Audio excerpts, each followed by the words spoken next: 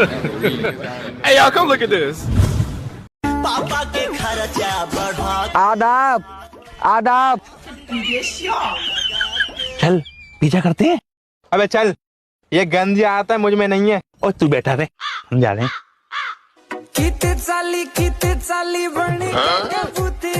अरे भाईजान, आप हमारा पीछे क्यों कर रहे हैं? अरे आप ही ने तो बोला था आदाब। हाँ तो क्या ढाबूंगा? तो बिना दबाई चली गई। अन्याय किया है हमारे संग में, खुद ही कह रही थी।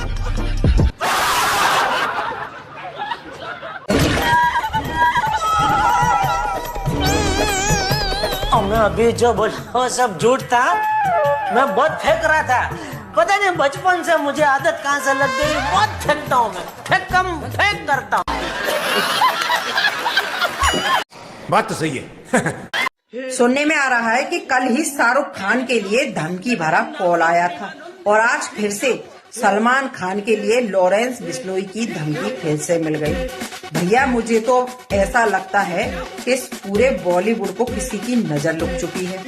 धीरे धीरे बारी बारी से सारे खानों की नंबर आ रहा है, सारे खानों को। भैया तीसरा खान बाकी रह गया है बस। मेरा इशारा किसकी तरफ है कमेंट में नाम जरूर बताएं। अब तो मुझे ऐसा लगने लगा है कि भैया पूरे खानों की बारी आ रही है। जय श्री राम, लॉरेंस बिश्नोई जिंदाबाद। जो लोग ये कहते हैं कि कितने अफजल मारोगे हर घर से अफजल निकलेगा, भारतीय सेना ने उनकी बात को सीरियस ले लिया और श्रीनगर में लश्कर तैयबा के कमांडर आतंकी उस्मान को घर में घुसकर मारकर ये संदेश दे दिया कि हर घर में घुसकर मारेंगे जिस घर से अफजल निकलेगा। अगर भारतीय सेना के इस शौर्य को देखकर आपकी भी छाती चौड़ी हो गई है तो कमेंट बॉक्स में भारत माता की जय लिखकर वीडियो को इतना शेयर करो कि पनौतियों के पसीने छूट जाएं। जय जय श्री राम। मुसलमान का वोट नहीं चाहिए, मुसलमान को टिकट नहीं देना चाहती। एक अल्पसंख्यक मिनिस्टर था, उसको खत्म कर दिया। मौलाना आजाद फाउंडेशन अल्पसंख्यक तो किरण रिजिजू जी क्या है? सुनो मेरी बात। बाकी जो क्रिश्चियन मंत्री है वो क्या है? सबसे बड़ी वो जो सिख मंत्री है वो क्या है? 1947 के बाद से अब तक जो सबसे बड़ी माइनॉरिटी है देश की, उसका माइनॉरिटी होती है। और सरदार पटेल के शब्दों में तो ये तक कहा गया कि इसे माइनॉरिटी ना माना जाए, जो देश का विभाजन कर सकती है उसे माइनॉरिटी ना माना जाए। यही कोट अनकोट सरदार पटेल। दिक्कत पता क्या है? जब हम सरकार को घेरने की कोशिश करते हैं तो आप जैसे लोग बीच में आ जाते हैं। मतलब सरकार तक हमारी बात जाती है, सरकार को घेरिए और आप जितने सवाल पूछ हमारी बात जाती नहीं। मैं आप जितने सवाल हाई कोर्ट का जिक्र आप खुद कह रहे हैं सबसे बड़ी माइनॉरिटी, जो सबसे बड़ी माइनॉरिटी देश का बंटवारा कर सकती है, कोट अनकोट सरदार पटेल के शब्दों में, उसे माइनॉरिटी कैसे कहा जा सकता है? सरदार पटेल ने कहा है। अच्छा तो एक काम कर दी, भगा दीजिए। मतलब जो छोट नहीं, भगाने की बात नहीं हो रही है ना, नहीं भगाने की बात नहीं हो रही। कोट अनकोट आप लाना चाहते हैं तो भगा दीजिए। पाकिस्तान बनाने के बाद भी आप रहे, यहाँ पर कोई दिक्कत नहीं है। अच्छा रह रहे हैं? हाँ बिल्कुल, पाकिस्तान बनाने के बाद भी मुसलमान, नहीं एहसान क्या है? पाकिस्तान बनाया था ना, पाकिस्तान तो भारत में रहने वाले मुसलमानों ने बनाया था। नहीं, पाकिस्तान बनाने वाले रावलपिंडी, इस्लामाबाद, लाहौर के मुसलमान नहीं थे, कराची के मुसलमान नहीं थे, भारत के मुसलमान थे। 1945-46 के चुनावों के नतीजे देख लीजिएगा। 95% मुसलमानों ने, 90 से 95% मुसलमानों ने मुस्लिम लीग और पाकिस्तान के समर्थन में 45 और 46 के चुनाव में वोट दिया है। मेरी बात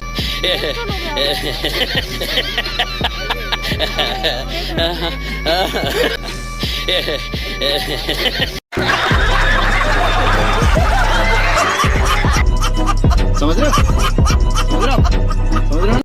राहुल गांधी यानी देश की सबसे पुरानी पॉलिटिकल पार्टी का सबसे बड़ा नेता, एक ऐसा हिंदू विरोधी जो न सिर्फ हिंदुओं को आज तक SC, ST और OBC में बांटता रहा, बल्कि हरियाणा इलेक्शन में मिली हार के बाद अब इन्हीं जातियों को उपजातियों में बांट रहा है। दोस्तों देश में OBC की जनसंख्या सबसे ज्यादा है और देश की राजनीति का ये एक अटूट हिस्सा है। यूपी में भी OBC वोट बैंक 52% है, जिसमें काफी जातियां शामिल है। राहुल गांधी ने इसका फायदा उठाने के लिए यूपी के विधानसभा चुनाव में OBC की सबसे बड़ी जाति कुर्मी वोटर्स को अलग करने की कोशिश की, लेकिन वहाँ भी ये विफल रहे। आम लोगों को जिन जातियों के नाम तक नहीं पता होते, राहुल गांधी अपनी रैलियों में उन्हें उंगलियों पर गिनाते हैं। किसी रैली में प्रधानमंत्री मोदी की तेली जाति का अपमान करना, रिपोर्टर शिव प्रसाद यादव से उनकी जाति पूछना और उनके सांसदों द्वारा OBC को 2 भागों में विभाजित करने का प्रस्ताव रखना। अपने सियासी लाभों के लिए राहुल गांधी ने जातियों को बांटने का ना जाने कितनी बार प्रयास किया, लेकिन ये कला राहुल गांधी ने कहीं से सीखी नहीं, बल्कि विरासत में मिली है। विभाजन हुआ तो नेहरू प्रधानमंत्री बने और ये सुनिश्चित किया कि पिछड़ा वर्ग कभी तरक्की ना कर पाए। इसके लिए उन्होंने पहले काका कालेकर के पिछड़ा वर्ग उत्थान आयोग की सिफारिशों को रोका और बाद में रद्द ही कर दिया। मशाल इंदिरा गांधी ने ली तो उन्होंने मंडल कमीशन की रिपोर्ट को लटकाए रखा, जिसमें OBC को 52% आरक्षण देने का प्रस्ताव था। राजीव गांधी तो पिछड़ा वर्ग को बुद्धू बताते थे और अब राहुल गांधी उपजातियों का बंटवारा कर उनकी लेगेसी को आगे बढ़ा रहे हैं। मोदी सरकार में ओबीसी मंत्रियों की सबसे ज्यादा जनसंख्या होने के बावजूद राहुल गांधी मोदी सरकार पर हमला करते हैं, ये जानते हुए भी कि ओबीसी आरक्षण लागू हुए अभी ज्यादा वक्त नहीं हुआ है और इतने कम समय में उन पदों पर प्रमोशन होना मुश्किल है। दरअसल राहुल गांधी के ओबीसी के बांटने का सबसे बड़ा कारण ओबीसी समाज में पीएम मोदी की बढ़ती लोकप्रियता है। जहां प्रधानमंत्री मोदी एकजुटता को बढ़ावा देते हैं, वहीं राहुल गांधी और कांग्रेस ओबीसी को बांटना मोदी से लड़ने का सबसे बड़ा हथियार मानते हैं। एक तरफ विभाजनकारी ताकतें हैं जो समाज में दरारें पैदा कर रही हैं और एक तरफ मोदी सरकार जो समाज को इन्हीं बुरी ताकतों से एक है तो सेफ है जैसे नारों से बचा रही है। फैसला आपका है कि कौन सही है और कौन गलत। धन्यवाद।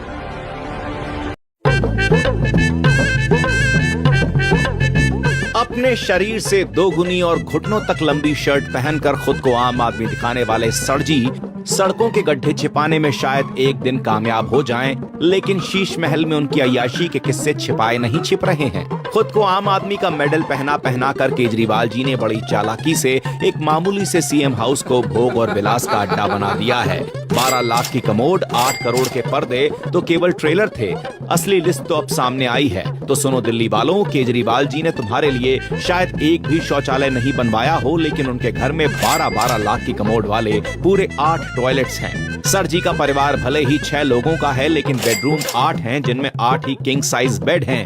आमतौर पर लोगों के घरों में 1 या हद से हद 2 सोफा सेट होते हैं, लेकिन केजरीवाल जी तो बस नाम के आम आदमी हैं, वरना अय्याशी में मुगल बादशाह भी केजरीवाल के पैरों की धूल बराबर नहीं है।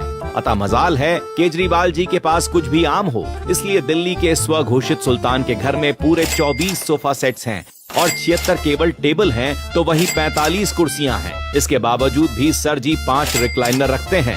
दीवार जितने बड़े 11 टीवी तो लाखों की कीमत वाले 12 झूमर हैं और पूरे घर में कुल 50 एसी हैं। इसके बावजूद भी 57 सीलिंग फैन हैं। सर जी दिन भर घोटाले करके और झूठ बोल बोल कर इतना थक जाते हैं कि अपने महल में मसाज के लिए 19,55,000 वाली बॉडी मसाज मशीन रख रखी है। दिल्ली की जनता को पानी के लिए भले ही गटर का पानी मिल रहा हो, लेकिन सर जी के शीश महल में 15 करोड़ रुपए कीमत की 3 water supply sanitary installation machine और 22 लाख से ज्यादा कीमत वाले 3 हॉट वाटर जनरेटर जरूर हैं।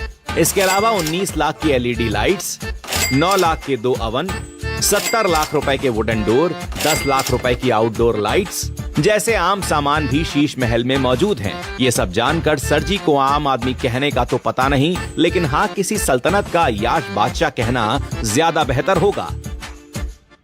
और अफरीदी, हाँ जनाब। क्या हाल है ऊंचे पजामे के? क्या जनाब, डेली बेइज्जती करते रहते हो। एक काम करो। क्या काम? जान ले लो मेरी। अबे तू देख, मदरसों से तो पढ़ा लिखा है, तेरे को ज्यादा जानकारी नहीं शब्दों की। अब इस बात के भी 2 मतलब निकलते हैं। जान ले लो मेरी, खत्म।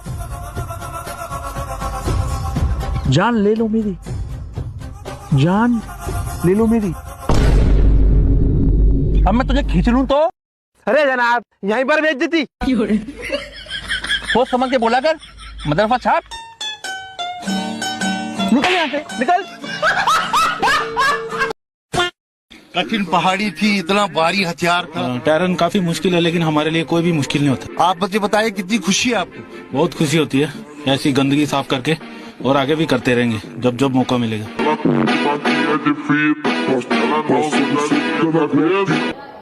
अच्छी बात बोली, आपको अच्छी लगी तो ऐसे थोड़ा मार दीजिए हाथ, आप थोड़ा सा मार दीजिए, मार हो रहा है आपको, अगर अच्छी लगी मार दीजिए। आजादी के 75 साल बाद जम्मू कश्मीर में बाबा साहब का संविधान लागू हुआ है, लेकिन ये कांग्रेस और उसके साथियों को ये बर्दाश्त नहीं हो रहा है। मैं कांग्रेस और यहां अगाड़ी वाले लोगों से कहना चाहता हूं, पाकिस्तान के एजेंडे को देश में बढ़ावा देने की कोशिश मत करो। कश्मीर को लेकर अलगाववादियों की भाषा मत बोलो। याद रखो, तुम्हारे ये मंसूबे कामयाब नहीं होंगे। जब तक मोदी पर जनता जनार्दन का आशीर्वाद है, कांग्रेस वाले कश्मीर में कुछ नहीं कर पाओगे। कश्मीर में अब केवल और केवल बाबा साहब आंबेडकर का संविधान ही चलेगा। ये मोदी का फैसला है। दुनिया की कोई ताकत अब कश्मीर में आर्टिकल 370 की वापसी नहीं करा सकती।